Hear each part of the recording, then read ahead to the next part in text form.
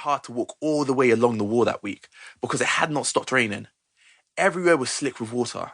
The puddles had grown so big that you had to jump and leap across them, and still they grew larger each day. Some of them formed little lakes that were so deep you had to walk all the way around the edge of them. They looked like they might swallow you up if you stepped into them. You couldn't see their bottoms. I liked the deep, brown-coloured puddles. I liked how you could walk right into them so that your feet would completely disappear. The first day the rain started falling, we spent most of our playtime doing just that, wadding into murky puddles that filled any dip and crevice that the water could find in the playground. I remember it was really thundering down all morning, but it had turned into more of a drizzle by lunchtime. When we were eating lunch that day, Gaia noticed the teachers all looking out of the windows and having hurried, harassed conversations with each other. "They're talking about wet play," she said, and I looked up from my soggy pile of broccoli I had been wondering if I could get away with not eating. I had piled it up on one side of the plate, so it looked as small as possible. "Mr. Benson is saying we need to have a run around," she continued. And I looked up over to the group of teachers who were looking agitatedly around them with their hands on their hips. "And Miss Faraway is saying only some children have got coats today. That not everyone's got a coat with them today." Gaia scrunched up her eyes a bit so she could see what they were saying. She wasn't listening to them as such, you see. Gaia was able to understand what most people were saying by looking at how their lips moved. I think it all started because she couldn't hear very well when she was younger, and now, even though she has something inside her ear to help her hear, she still does it all the time. The person has to be looking her way, of course, so she can see their lips moving. Sometimes it's not always completely right, but she can usually get the gist of what they're saying. "Okay, we are going outside.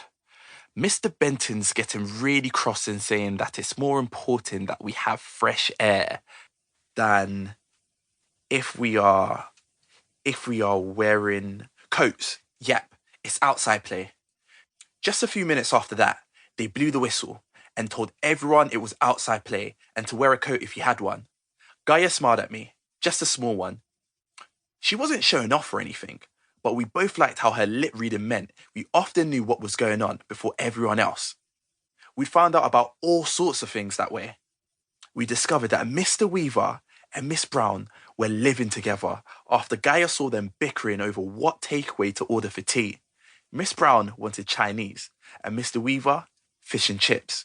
We even found out what Mr. Benton's first name was. When Mr. Chelmsford, the head teacher, was chatting to him in the corridor, it was something we would never have guessed in 100 years. Gordon. The playground was grey and cold, but full of shrieks and cries of everyone playing in puddles. I looked around for Gaia. She had come out before me while I was made to force the last of the broccoli into my mouth. In the end, it hadn't tasted of anything much at all. Just wetness. Green wetness. Gaia was by one of the larger puddles, and I ran over to join her. She was standing at the very edge of it, so I thought if she wasn't careful, she might fall right in. She wasn't wearing wellies or anything, and I saw her dip the black rounded toe of her shoe into the water, and then bring it back out again. Then she did the same with the other foot. Just as she did that, at the very moment she dipped her other foot in, a group of kids barged right past her. She had to take a few steps forward just to keep her balance, right into the middle of the puddle. I'd caught up with her by this point. "Did you get wet, Gaia?" I asked. We both looked down at her shiny soaked black shoes. Then we looked at each other. Her face broke into a smile first, and before we knew it, we were both laughing so hard that it didn't matter about anyone else in the whole world. You know how sometimes when you're laughing it feels like that? We were laughing and laughing. People splashed us with puddle water and pushed into us, but we didn't care. "Miss Faraway is saying this is madness. Why they let them come outside, I don't know. They're all soaked." Gaia and I had taken shelter underneath the old shed. Everyone was wet now. I don't mean just a little bit wet.